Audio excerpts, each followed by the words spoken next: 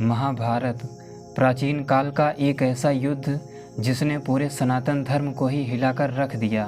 फिर भी आज इस संसार में एक बड़ी संख्या में लोग हैं जो कहते हैं कि महाभारत कभी हुई ही नहीं, श्री कृष्ण नाम का कोई व्यक्ति कभी था ही नहीं। दूसरी तरफ जो सनातन धर्म को मानने वाले हैं उनमें से भी कितने ही लोग हैं जो श्री कृष्ण को रणछोड़ कहते हैं, कायर कहते हैं और ऐसा कहते हुए भी खुद पर गर्व अनुभव करते हैं। कितने ही लोग उन्हें नाचने वाला और चोरी करने वाला छलिया कहते हैं। दूसरी तरफ वर्तमान समय में सबसे बड़ी संख्या में श्री कृष्ण के अनुयायी हैं जो ढोल बजाकर और नाच गाकर भगवान श्री कृष्ण का प्रचार करते हैं, भगवत गीता को ही सब कुछ मान लेते हैं। लेकिन क्या केवल इतना ही है श्री कृष्ण की वास्तविकता? क्या श्री कृष्ण वास्तव में मथुरा छोड़कर भाग गए थे? क्या उन्होंने ही महाभारत का युद्ध करवाया?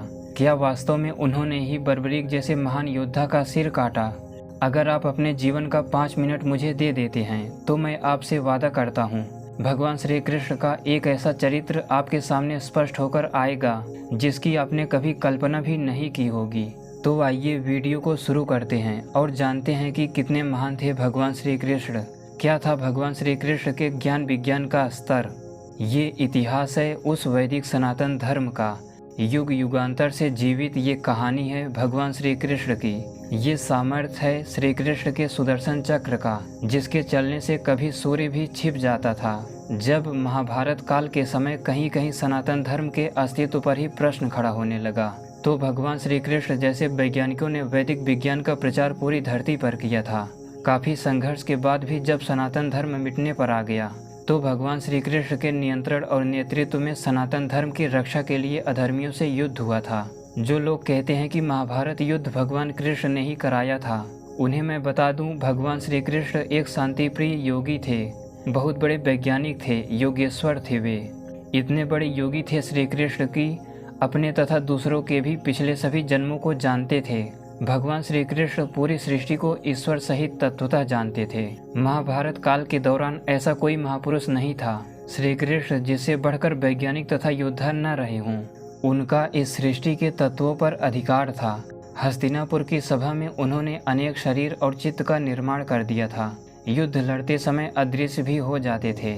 इच्छानुसार शरीर को बड़ा अथवा छोटा भी बना लेते थे। वे मनुष्य का शरीर भी सृष्टि के पदार्थों से ही बना हुआ है, इसीलिए भगवान श्री कृष्ण का सृष्टि के पदार्थों पर अधिकार होने से वे सेनाओं की गतिविधियों को भी रोक देते थे।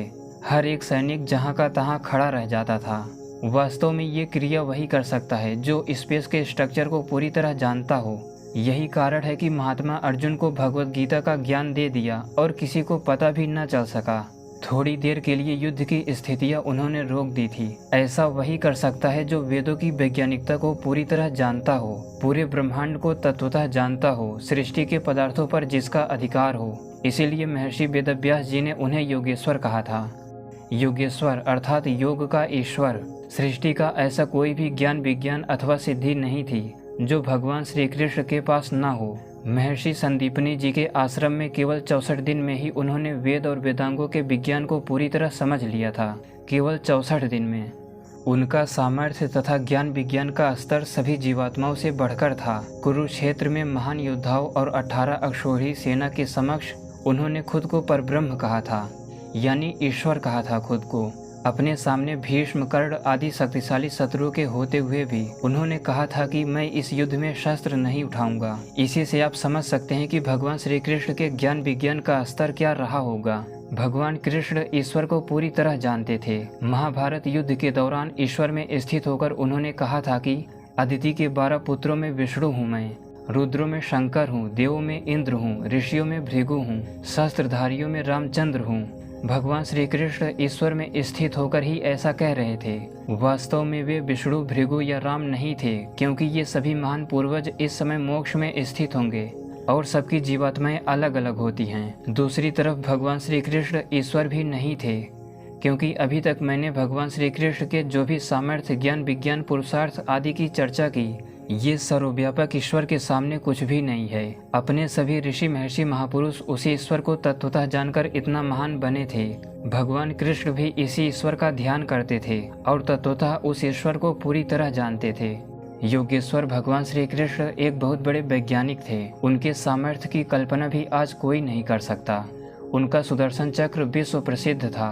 उस शस्त्र का कोई काट नहीं था। सुदर्शन चक्र इच्छा के अनुसार चला करता था, फिर अदृश्य हो जाता था। इसे सृष्टि के सूक्ष्म पदार्थों द्वारा भगवान कृष्ण ने ही बनाया था।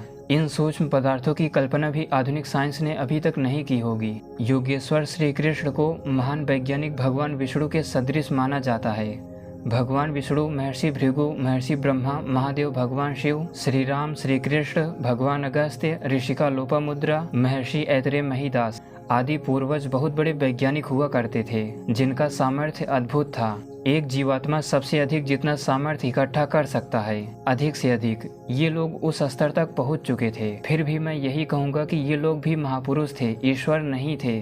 इन सब का सामर्थ्य ईश्वर के सामने कुछ भी नहीं है। ये है हमारा प्राचीन सनातन पौराणिक युग।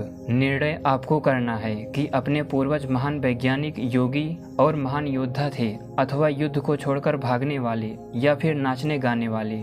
कितने ही लोग कहते हैं कि भगवान श्री कृष्ण ने घटोत्कच के पुत्र बर्बरीक का गला काट दिया था, लेकिन आपको पता होना चाहिए कि बर्बरीक एक वैज्ञानिक था, योद्धा था, जिसने भगवान कृष्ण के ही निर्देशन में अंतरिक्ष में एक स्पेस स्टेशन बनाया था। एकलव्य ने द्रोणाचार्य के निर्देशन में स्पेस स्टेशन का निर्माण किया था। उन्हीं का शिष्य था वो। कोई अंगूठा नहीं काटा गया था उसका। ये सब मिलावट है।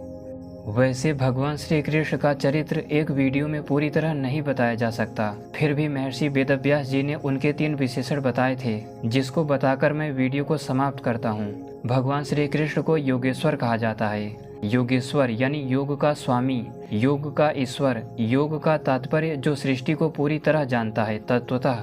दूसरा विश्वजीत, यानी जिसने पूरी दुनिया जीत ली हो, उसे लड़ने की कोई आवश्यकता ही ना हो। तीसरा अच्युत, जो कभी धर्म से च्युत यानी डिगा ना हो, यानी धर्म से कभी पीछे ना हटा हो, वही अच्युत है। मुझे लगता है कि वीडियो बनाने के तात्पर्य को आप समझ चुके होंगे और भगवान श्री कृष्ण का एक महान चरित्र आपके सामने उपस्थित हो चुका होगा। वीडियो पूरा देखने के लिए धन्यवाद।